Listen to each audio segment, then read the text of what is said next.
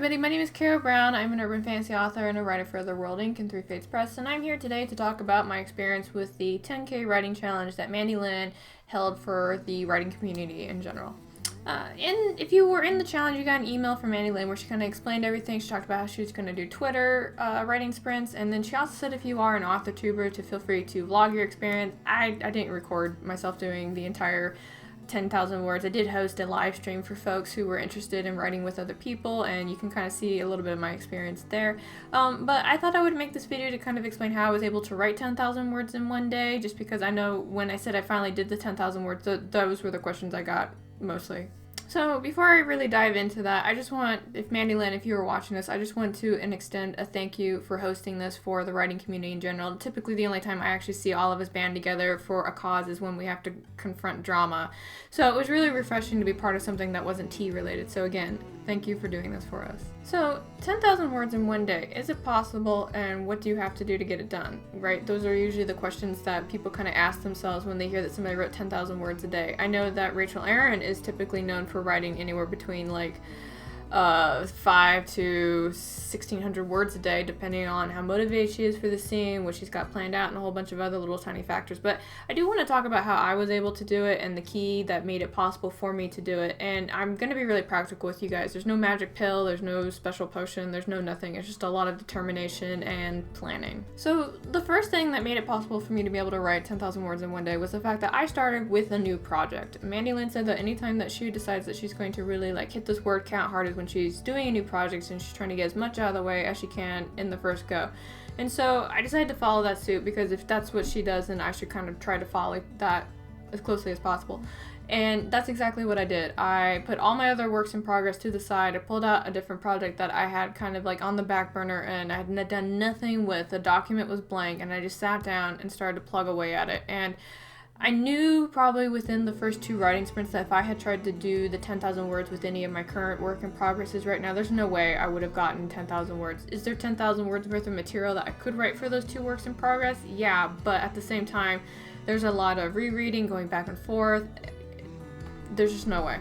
It would have taken me all day. Now, speaking of taking all day, it did take me some time to actually write 10,000 words. I did 19 writing sprints at 15 minutes per with 5-minute breaks between. I started at 6 a.m. and then I stopped around 1:30. So yeah, I spent some time working on this. So if you're going to do this and you have a slow writing, typing words per minute thing, it may take you a little bit longer. If you're really fast, it may not take you. My word count depends. I mean, let me just put the chart up right here, and then you guys can kind of see my writing progress. This is pretty much how I was doing. I average anywhere between like 400 and 600 words per writing sprint. It kind of depends. And if you guys want a copy of this the spreadsheet, I'll put a link down below. It's just basically how I track everything. Now, the other thing that I did that made it possible for me to be able to write that much in one go is I did not look back. I did not go back for spell checking. I did not reread. I did not do anything. It was a YOLO experience from the start to the end. I have not looked at what I've written yesterday yet. I'm pretty sure when I do, I'm going to cringe a lot, but it's a lot easier to edit something that's there than to edit a blank page, if that makes any sense. So when I typically do drafts, like it's blind the entire way. I just start and get all the way to the end, and then I go back and look it all over. I know some people have a hard time with that. They have to go back, reread, make sure the sentence is perfect.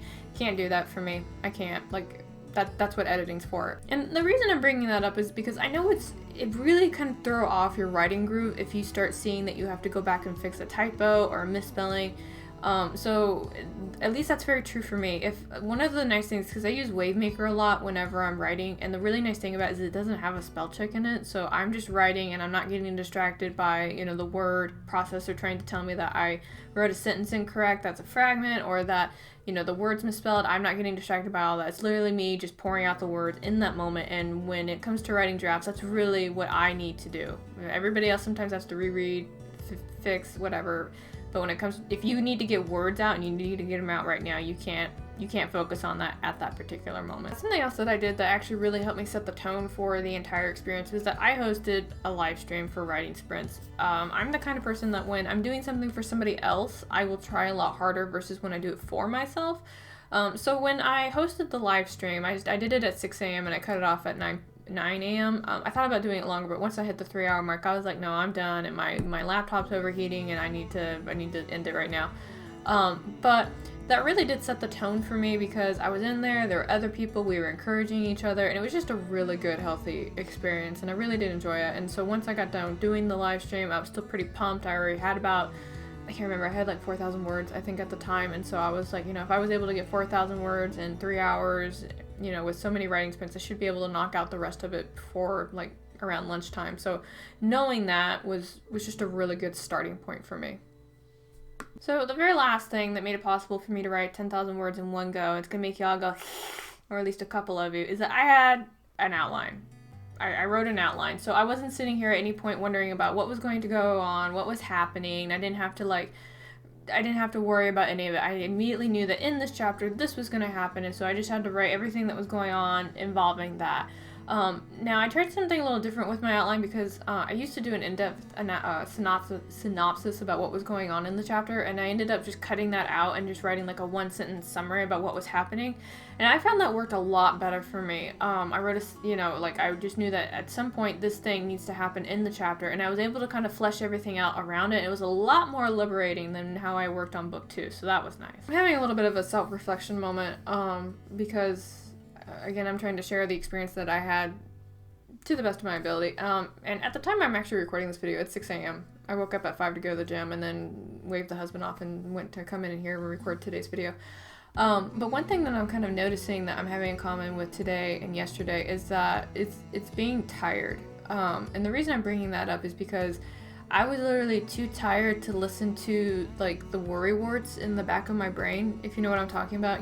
Sometimes when I sit down and I'm writing, I worry, is the sentence being flowed right? Is it clear? Is it, just all those little tiny things that are going on when you're writing. And when I was writing the 10,000 words yesterday, I was just too tired to care.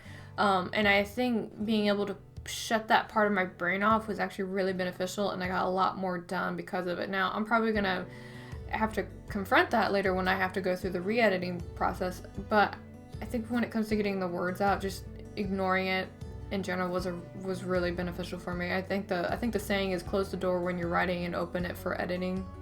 So in summary, I had a really good experience with this. Am I gonna write like 10,000 words like all the time? More than likely not, but I think that when it comes to like starting off a new project, I actually do like this, and I'm going to try it again. And again, I'd just like to thank Mandi Lynn for hosting this and encouraging other people to take part in this.